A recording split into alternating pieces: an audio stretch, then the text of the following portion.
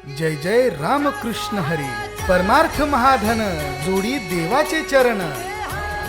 नवनवीन दर्जेदार व्हिडिओ पाहण्यासाठी आपल्या आवडत्या परमार्थ प्रेमी या यूट्यूब चॅनलला सबस्क्राइब करा आणि बेल आयकॉन नक्की हिट करा। धन्यवाद।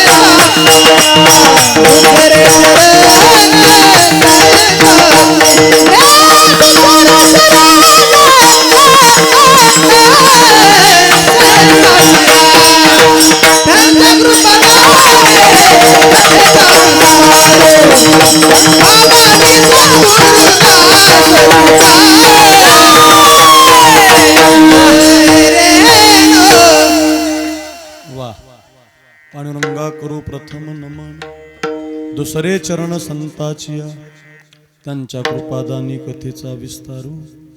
बाबाजी सद्गुरु दास तुका, ओम नमो ज्ञानेश्वरा। करुणा करा दयाळा, तुमचा अनुग्रह लादलो, पावन झालो चराचरी जयांची केली स्मरण।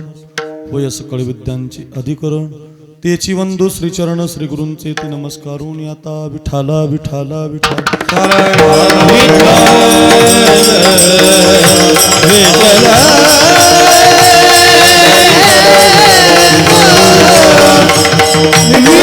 वाह, शंख यांनी वाजवलं बरं, म्हणतात मशीन मधून वाजला।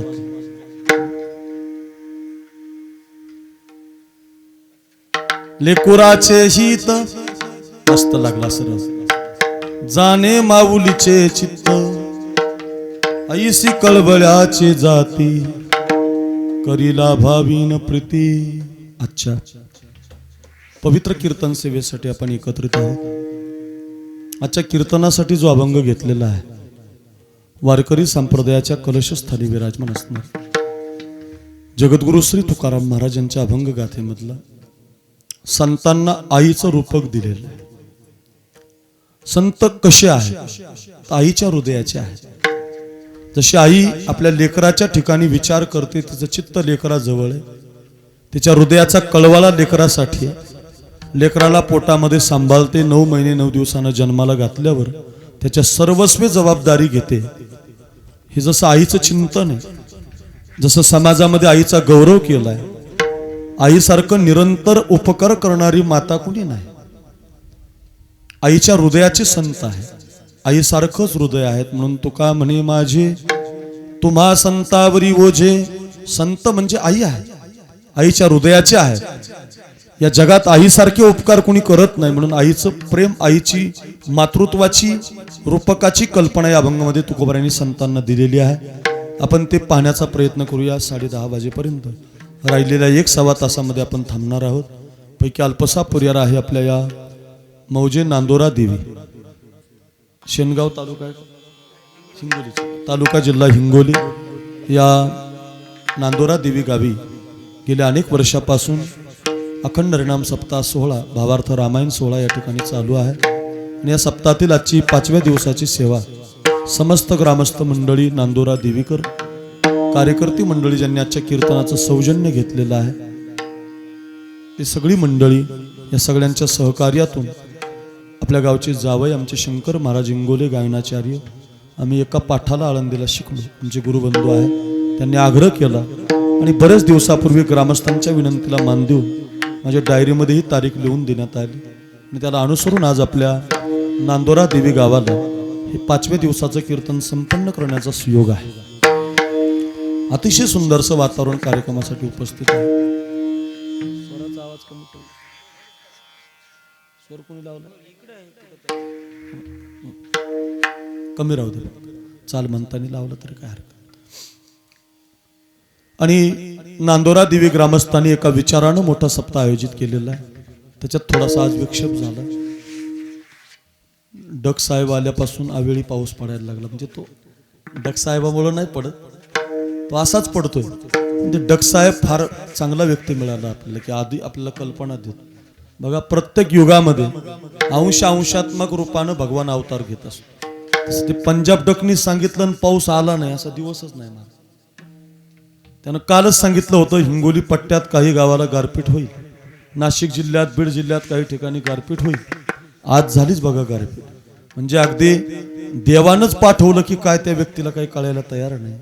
आणि त्या थोड्याशा अवकृपेमुळे आपल्याकडे आज थोडासा पाऊस झाला. मला वाटलं होतं कीर्तन होतं की नाही. सकाळी लातूरला कीर्तन होतं. लातूरमध्ये लातूरहून येत असताना रस्त्यानंच गारपीट लागली. पण कृष्णा महाराज, ओंकार महाराज, कैलास महाराज, म्हणजे चंदू नाना, ही सगळी मंडळी म्हटली काळजीच करू नका बाबा, आपण कसं का व्हायना 1 तास का व्हायना कीर्तन करूच, तुम्ही या. आणि त्या संबंधातून हिंमत करून आम्ही निघालो. आणि त्याला अनुसरून अगदी आपण खरं तर भगवंताची कृपा झाली आपल्यावरती. या वेळेला मंडपामध्ये आपण बसून आहोत. नाही तर काही ठिकाणी मंडप पडलेत. तुम्ही गेले होते कार्यक्रमाला, सगळा मंडप ढासळला. मोठे मोठे सप्ताह ढासळले, व्यासपीठ ढासळले. पण आपलं भाग्य आहे बुवा नांदोरा देवीचं की आपल्या गावातल्या सप्ताहाला कोणती बाधा आली नाही. अखंडित सप्ताह चालू राहिला. जय हे आकाशवर पडो पाहे ब्रह्मघोळ भंगा जाय, वडवानळ त्रिभुवन खाये, परिमे तुझीच वास पाहे गा विठोबा. काही जरी झालं तर भगवंताचं भजन करणं फार गरजेचं असतं. आणि त्याला अनुसरून आपण एवढ्या प्रतिकूल परिस्थितीमध्ये या वातावरणामध्ये सामील झाला. आणि समस्त ग्रामस्थ मंडळीनं आजचंही कीर्तन आयोजित केलं. आल्यापासून सगळी तरुण मंडळी, ज्येष्ठ मंडळी स्वागत करत आहेत. पवित्र गाव आहे आणि या पवित्र नांदोरा देवीला हे कीर्तन करत असताना तुमचं भाग्य असं आहे. एवढी गोड गुणीजन. असं वाटत होतं की आम्ही चाल न म्हणता नुसता तुमच्या दोघांचा पखवाजच ऐकावा, यांची लग्गी ऐकावी आणि यांचा तिकीट तख्ता ऐकावा. तर तिकीट ताण, तिकीट ताण, काय नुसतं बोलता येणार नाही आपल्याला, एवढ्या स्पीडनी म्हणता येणार नाही. तेवढ्या स्पीडनी वाजवणारा आमचा कृष्णा भोरकडे महाराज आहे बघा. काय त्याच्या हातामध्ये रिदम आहे. वा वा वा. एका बाजूला पखवाजातला रिदम आहे, ताकद आहे, आणि एका बाजूला लग्गीचा बाज आहे. आमचे नाना म्हणजे लग्गी. काय लग्गी महाराज, ते स्पष्टता लग्गीची, त्याच्यातला तो उत्तम रियाज आहे. या अगदी दोघही जण एकाहुनी बळी रे. प्रत्येक पखवाजाच्या क्षेत्रामध्ये टॉप 10 मधली ही 2 नावं आहेत, कृष्णा महाराज भोरकडे आणि चंदू नाना पंचाळ. अगदी दोघांनाही माझं वंदन आहे. खूप तयारीनं वादक आपल्याला मिळालेले आहेत. अशा मौसममध्ये, अशा पिरियडमध्ये, अशा कालावधीमध्ये ही मंडळी रिकामी नाही. पण अशा कालावधीमध्ये सुद्धा ही मंडळी आज उपस्थित आहेत. तुमच्या कृपेनं, तुमच्या प्रेमानं त्यांना वडून आणलेलं आहे. कृष्णा महाराज भोरकडे महाराज आणि चंदू नाना दोघांच्याही पखवाजाला माझा मानाचा मुजरा आणि दोघांनाही वंदन करतो. माझे अतिशय जिवलग मित्र आहेत. तदनंतर संगीत विशारद, भजन सम्राट सध्या महाराष्ट्रामध्ये आवाज घुमले त्या दोघांचे बरं का. सध्या लोक वेडी झालीत. महाराज कैलास महाराजाला आणा, नाही कैलास महाराज तर ओंकार महाराजाला आणा. दोघांची जोडी अशी प्रसिद्धच आहे महाराज. एकाहुनी बळी रे. एकाचा आवाज असा गगन फाटेपर्यंत गगनातच जातो की काय, आकाशालाच जाऊन येतो की काय. असं रबल तरी असं फाकता फाकता तुटून जाईल. आवाज कधीच फाटणार नाही, चिरकणार नाही, त्याला कधी बाधा येणार नाही. असं कितीही उंच जाऊ द्या, हृदयाला गोडच लागतो असा उंच आवाज. आणि तार सप्तकातला गायक सगळ्या मध्यातही स्वर लागतो, खालचाही लागतो, षड्जही लागतो. कधीच आवाज बसलेला मला आठवत नाही. असे आवाजाचे धनी, आवाजाचा बादशाह आमचे ओंकार महाराज जगताप. तुम्हाला माझं वंदन आहे. काय गोड आवाज आहे महाराज. नुसता आवाजच नाही बरं का, गाणंही गोड आहे महाराज. तयारी आहे, ऐकणं आहे, स्वभाव गोड आहे, बोलणं गोड आहे. आमच्या ओंकार महाराजांना माझं वंदन आहे. माझ्या संगतीमध्ये महाराज असतात, माझं भाग्य आहे. ते म्हणतात आमचं भाग्य आहे. आमचं भाग्य आहे तुम्ही आमच्या बरोबर असतात. दुसरे आमचे सध्या महाराष्ट्रात वा वा वा कैलास महाराज पवार म्हटलं की कोण आता ओळखत नाही महाराज. एखाद्या कीर्तनकाराला लोक ओळखणार नाही, पण कैलास महाराजाला सगळा महाराष्ट्र ओळखतो. आता फेसबुक उघडलं आलं जय रघुनंदन, हे सुतनंदन. थोडंसं इंस्टा उघडलं आलीच मै तो सुधबुधक होई तेरे प्यार. महाराज बंदच नाही. प्रत्येक माणसाच्या हृदयात घरच केलं महाराज. गवळणीनं घर केलं, हनुमंताच्या भजनानं घर केलं. नवे नवे महाराष्ट्र, खानदेश, कोकण, विदर्भ, मराठवाडा कोणत्याही भागात जा, कीर्तनाला गेलं की लोक म्हणतात महाराज तुमच्या बरोबर ते ओंकार महाराज आणि कैलास महाराज नाही आले. अरे रे अरे म्हटलं मी आता त्यांना घेऊन फिरू शकत नाही. ते काय सामान्य व्यक्ती राहिले का? हो ते काय आता माझ्या संगतीत येतात ते, पण मी बोलवलं. माझ्या बरोबर येणारे राहिले नाही ते, आता त्यांचा वेळ नाही, तो त्या कालखंडात फिरत होते ते योग होता. आमच्या बरोबर 2-4 वर्ष आता शक्य आहे का महाराज? आता 8-8, 10-10, 21-21 हजार रुपये दिवसाची माणसं द्यायला लागली महाराज. त्याचं कारण काय? लोकांची ती आवड आहे. असं काही पैशाचा व्यवहार नाही करत मी, ते आपल्याला मांडायचंही नाही, पण लोकांची आवड आहे ती महाराज. ते पाहिजेत बघा गायला, ते असले ना असं हृदय भरून येतं. काय चाल गायली महाराज, ते वा वा वा. त्या लेकोराचे हित शब्दाला साजेसा राग लावला, त्याला तसं गाणं असलं पाहिजे. अभंगच कळाला, कीर्तनाचं वातावरणच बनून गेलं. हे गायकाला जमलं पाहिजे महाराज. नाही तर काही काही गायक खूप गातात, मी गायकाला नाव ठेवत नाही, पण गाणं असं असलं पाहिजे, त्या अभंगाला, त्या चिंतनाला, त्या समयाला धरून असलं पाहिजे. आणि अगदी सगळ्याच्या कीर्तनात ताकदीनं गायलं पाहिजे. तुम्हाला खरं सांगू, माझाच कीर्तनात नाही, सगळ्यांच्या कीर्तनात ताकदीनं गाणारी वाजवणारी ही प्रमुख चौघाची जोडी आहे बघा.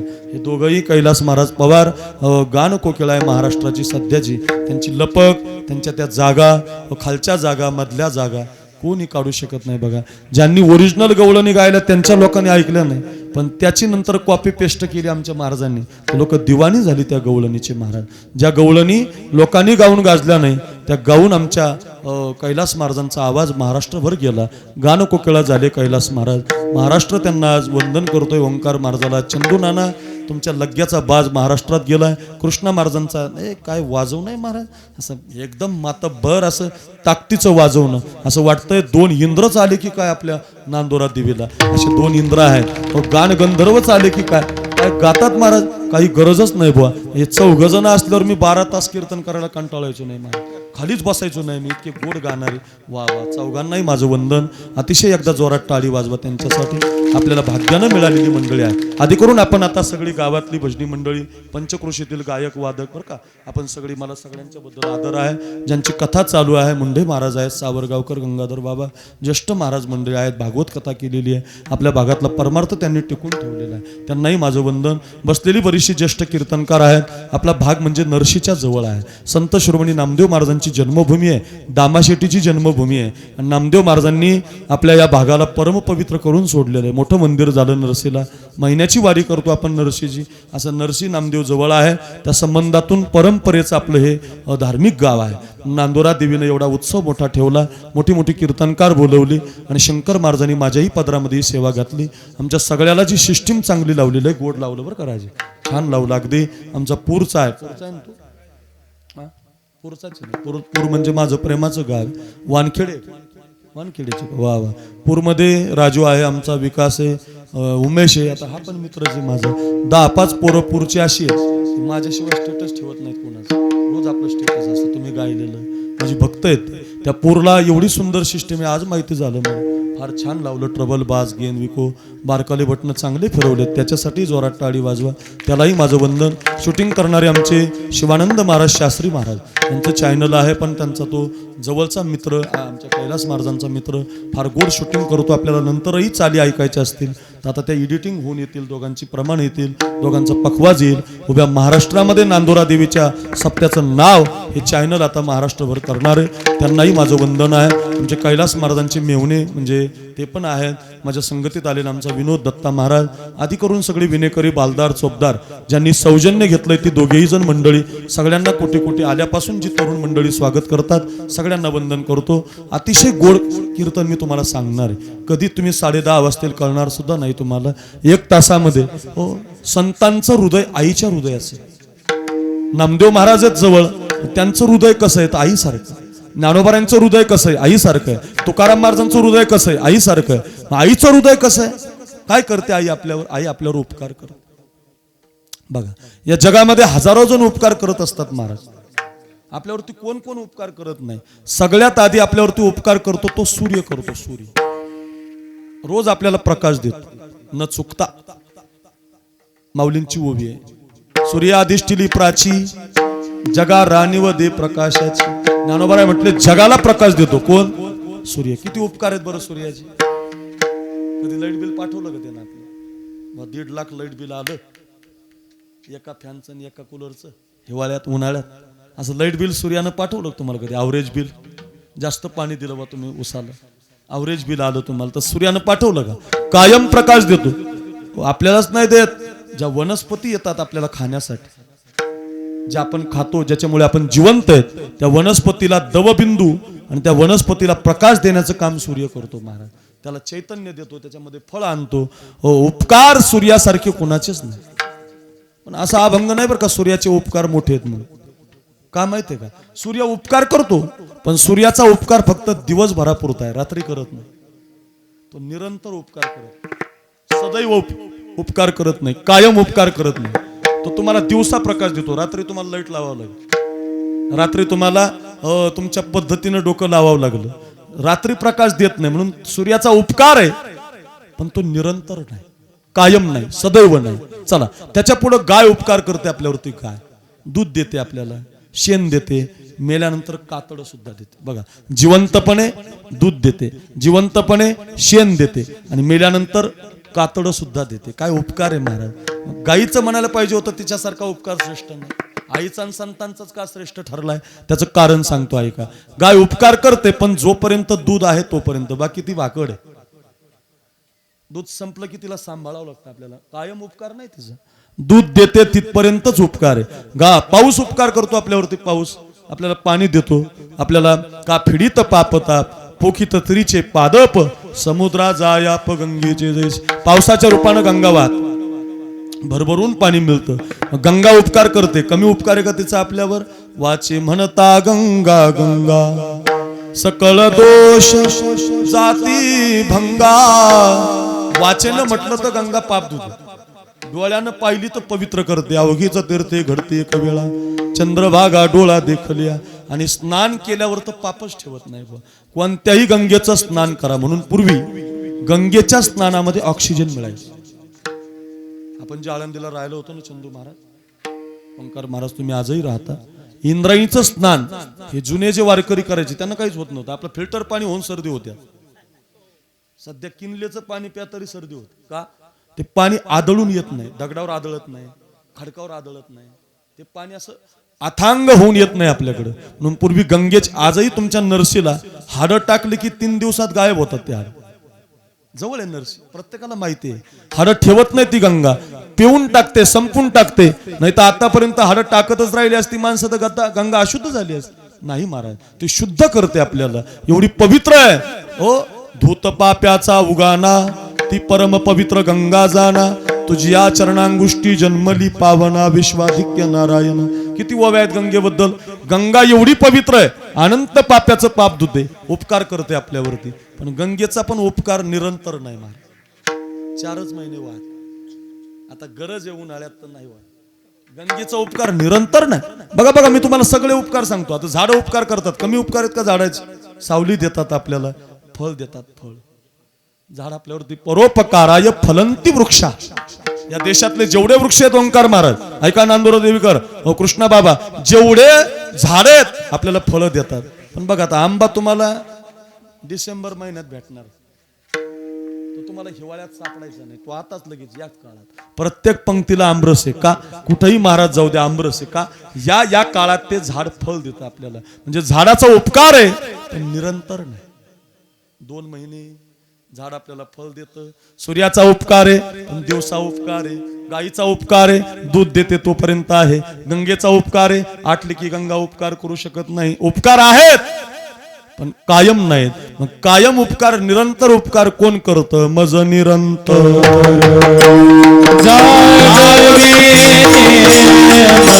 निरंतर